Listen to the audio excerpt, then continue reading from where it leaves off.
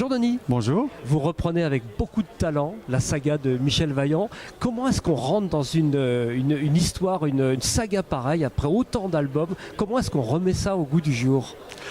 Ben, en réalité, c'est Philippe Graton, c'est-à-dire le fils de Jean, le fils du créateur de la série, qui a eu envie de redémarrer, on va dire à zéro, la série de son père, et qui s'est entouré de nouveaux collaborateurs.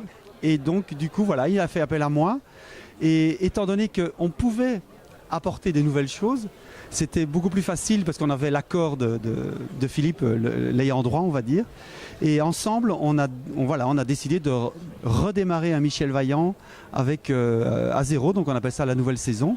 Et donc, on a rebattu les cartes et on a refait cette grande aventure qui est à la fois l'aventure d'une famille, l'aventure d'un pilote qui est le héros, et l'aventure d'une marque qui est la marque Vaillante. Alors, il n'est pas venu vous chercher par hasard, parce que vous aviez déjà quelques lettres de noblesse dans le monde de l'automobile. Mais en fait, la raison principale, c'est que j'avais déjà scénarisé les aventures de Mauro Caldi il y a très longtemps, et que je remettais d'ailleurs au goût du jour à ce moment-là.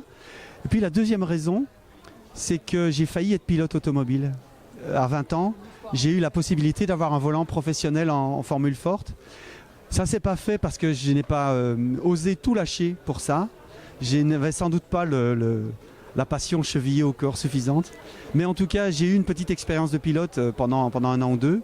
Et cette expérience de pilote m'aide encore aujourd'hui sur les Michel Vaillant à essayer de faire passer cette passion du pilotage dans les BD de Michel Vaillant. Alors Michel Vaillant, il touche vraiment à tous les niveaux, il est balèze dans tous les domaines, que ce soit la Formule E, que ce soit le rallye, que ce soit tout ce que vous voulez, la course de vitesse, etc. Comment vous vous renseignez, vous suivez cette actualité-là, vous avez des revues particulières qui vous donnent des informations? De toute façon, il n'y a pas de secret, on va sur place, on rencontre les gens. Donc on est allé à Monza rencontrer les pilotes de WTCC pour le premier tome. On est allé en Suisse rencontrer les pilotes du rallye de Suisse pour le tome 3. On est allé voir une course à Berlin avec Nicolas Prost sur le Formula E. Donc récemment on est allé au Mans pour le prochain album. Donc le but du jeu, c'est chaque fois de rencontrer les pilotes, de parler avec eux, en tout cas pour moi, de leur expérience de pilotage de telle ou telle voiture, d'avoir des informations inédites sur tout ça. Et ce qui est intéressant, c'est que les teams peuvent nous donner des informations qu'ils ne donneront pas aux journalistes, parce que le temps de fabrication de l'album fait que cette information, elle ne sera plus sensible. Ouais, c'est ça. Et donc j'ai pu, par exemple, assister à des débriefings pilote-ingénieur à la fois en rallye ou sur piste, ce qu'un journaliste ne peut pas avoir, parce que je peux le mettre après dans l'album, peu importe, la saison est terminée quand l'album paraît. D'accord, c'est génial. Oui, c'est formidable. Vous avez un petit peu abordé le fait que ce soit à la fois une saga familiale, automobile, etc. Vous avez réussi un dosage, là, je trouve, qui est quand même vachement bien, quoi. Comment vous l'avez pensé à l'avance, ce dosage-là? C'est ça, voilà. On doit prévoir, d'ailleurs, on a une réunion avec Philippe Graton la semaine dernière qui prévoit les 3 prochains albums. C'est-à-dire qu'on prévoit on appelle ça en jargon professionnel, les arches narratives. C'est-à-dire tous les fils d'histoire et de récits qui vont se passer au fil des 3 albums.